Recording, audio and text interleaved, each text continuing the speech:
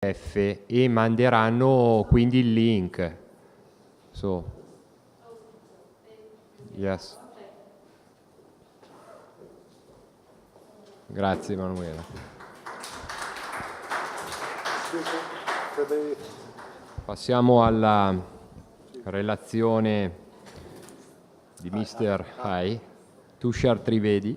No, Charles Lynch. Charles Lynch. Charles Lynch. He's not here. Ok, thank you. Della Incorez UK. Best practices for the handling and use of Oxazolidine PU additive technology. Incorez, yeah, the seven. So for the next slide, it's just... Okay.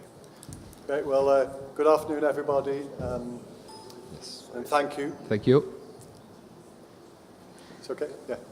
So maybe firstly a few words about myself. I've been in the chemical industry 25 years, working for Laporte, Solvay, and since 9 years with Incorez, nearly always in polyurethane industry. It's hard to escape the polyurethane when you go into it. As for Incorez, we're a 30-year-old company based in the northwest of England, quite near Manchester and Liverpool. And we're a specialty raw material supplier. So as well as the oxazolidine, which I will talk about, we produce waterborne polyurethane dispersions used for rigid plastics and flexible film.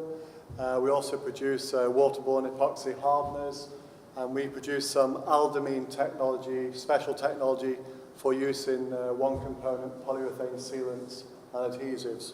And we're very proud to have a long-standing relationship with Azelis in Italy since before my time, and I know they're here. Not much time of the show left, but if you want to talk to them, and my good friend Paolo Rossi is my contact here in Italy, so any questions, please ask them. So I want to talk a bit about the oxazolidine chemistry and the difficulty or the challenge of how to handle this very moisture-sensitive material in your polyurethane coating formulations.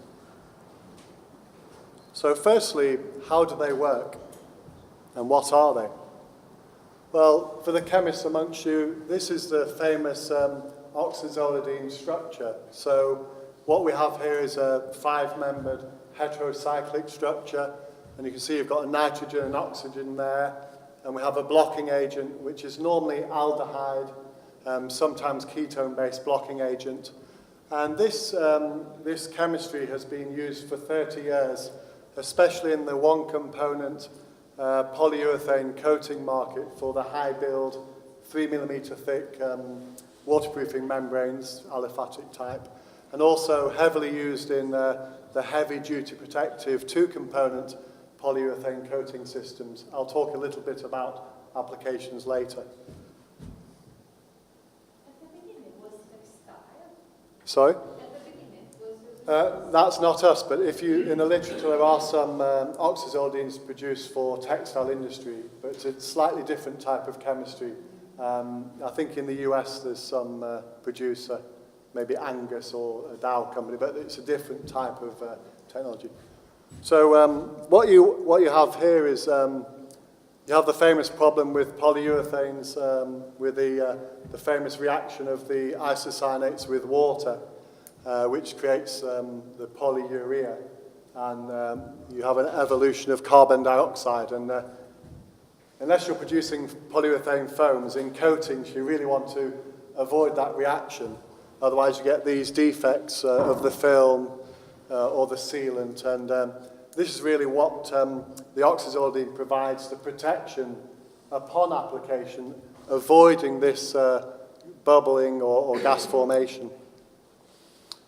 So the chemistry, no matter on the application, all the oxazolidines work as moisture scavengers, so they react with the moisture. And we have different, in our range, we have some products that act only as a moisture scavenger. Go back. Yeah. Isn't working. But no, I'll come back. So yeah, this is the chemistry here to explain again. Here you have a bis oxazolidine structure. This will react with the water to form an amino alcohol. So here you'll have 2 secondary amine groups, and you have 2 primary hydroxyl groups. And then you release this blocking agent, which is the aldehyde, normally 2-ethylhexanal or isobutyraldehyde. And that's quite a strong smell, so normally the applications here are external applications. And then once you've formed this amino alcohol, this is then readily available to react with the terminal isocyanate groups. So what you have is the formation of both polyurea and polyurethane structures. So you get a highly cross-linked system at the end. So that's just a schematic representation of the chemistry upon application. So let's go on to reactive diluent. We also have in our range reactive diluent and the latent curing agents. So it just shows there we have the Inksol 2 is the moisture scavenger, monooxazolidine. We have a reactive diluent used in high solids, polyurethane coatings. And then we have the famous latent curing agents, Inksol 4 and Inksol EH for the waterproofing membrane, one component polyurethane systems.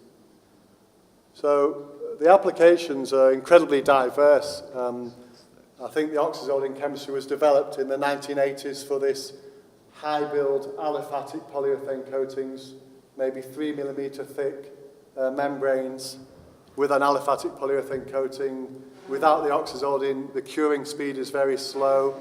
You have the bubble problems, a real challenge. So oxazolidines help to avoid the gassing and bubbling and help to give you a fast cure system. So roof coatings, balcony, some floor coatings applications, it's a perfect chemistry and widely used since 3 decades. Then we also have with the other products, the Inksol, the moisture scavenger and reactive diluent, we enter this heavy-duty protective coating. So normally we're talking about transparent clear coats. So it could be the wind turbine top coat, aerospace coatings, military or automotive. And these here we're talking about the 2-component polyurethane coatings, HDI acrylic systems, and the oxazolidine there is providing you both protection in can from moisture attack, but also upon application, it's protecting you to give you a very clear, high-quality membrane or film top coat. So quite a diverse range of applications here for the oxazolidine chemistry. And we have many challenges when we talk to customers. They maybe don't understand the chemistry, and then they have real difficulty in how to handle these moisture-sensitive materials. So this is a bit of advice about the best practice. So what we have here, very simple formulation, aliphatic pre-polymer, all the usual additives we'd use, tin-free catalyst, I think it's TIB 218, bismuth modified, and then it gives you the additional level of the oxazolidine. So that would be a typical formulation for waterproofing membrane, depending whether you want a hard or flexible system. And these are just the drums, not so exciting really, but just to show you. And the equipment's very important in laboratory when you're developing your first formulations. We would recommend you have this sort of equipment, a high-speed disperser.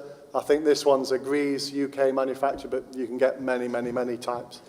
And then you need this enclosed vessel with both vacuum and nitrogen inlets. And if you don't have this facility, we're happy. We invite customers to our premises, and we hold their hands and we do the formulation together, and that works really well. So we understand not everybody has this equipment from day one, but it's not a problem. We can help with that.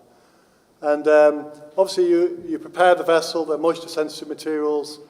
You need to manufacture in an enclosed vessel, inert atmosphere, either we're using vacuum or nitrogen purging, very important.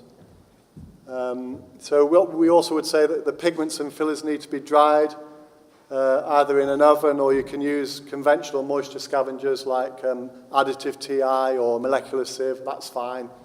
So this is just a sequence of addition.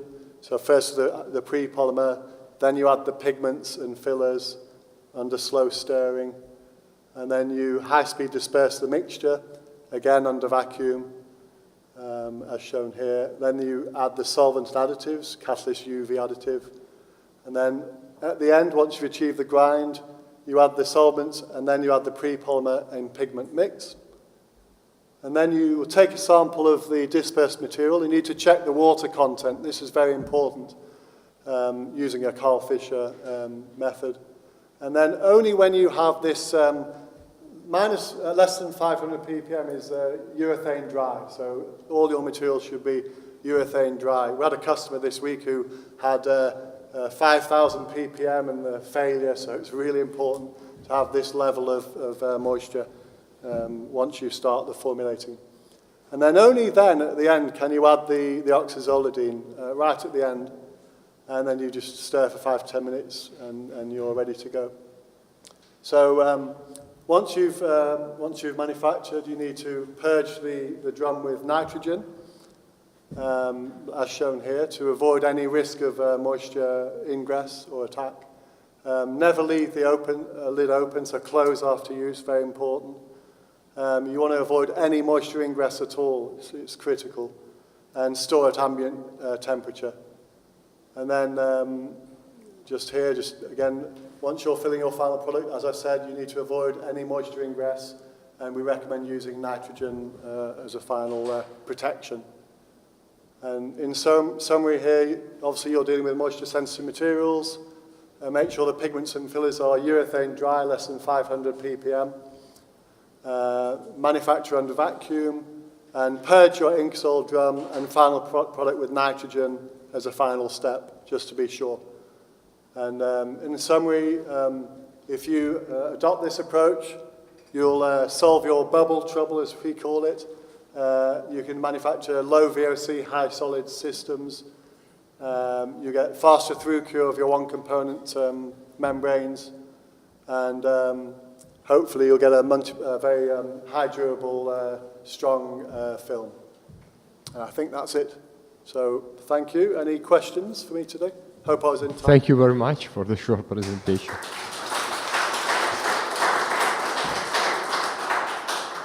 Any question? Yeah.